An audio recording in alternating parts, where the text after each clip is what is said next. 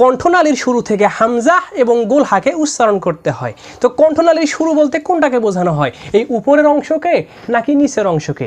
এখন আপনাদের কাছে আমার প্রশ্ন যে মানুষের কথা কি বাহিরে থেকে ভিতরে যায় নাকি ভিতর থেকে বাহিরে আসে?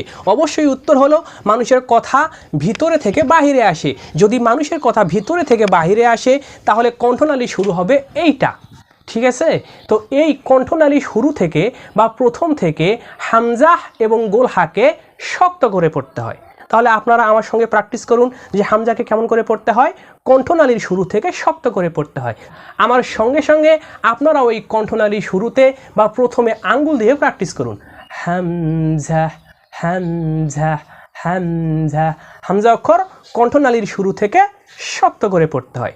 তারপরে গোলহা, এই গোলহাকেও কণ্ঠনালীর এই শুরু থেকে শক্ত করে পড়তে হয়। তবে গোলহা উচ্চারণে কোনো রকমের বাতাস বের হবে না। আপনারা মুখের সামনে হাত দিয়ে প্র্যাকটিস করুন যে যখন গোলহা কণ্ঠনালীর শুরু থেকে শক্ত করে পড়ব, এই গোলহা উচ্চারণে মুখ থেকে কোনো রকমের বাতাস বের হবে না। যেমন হা হা হা। এটাই হচ্ছে হামজা এবং গোলহার মাখরাজ। তাহলে আমরা বুঝলাম যে হামজা এবং গোলহা কণ্ঠনালীর শুরু থেকে শক্ত করে পড়তে হয়। হামজাকে শক্ত করে, গোলহাকে বাতাস ছাড়া শক্ত করে পড়তে হয়।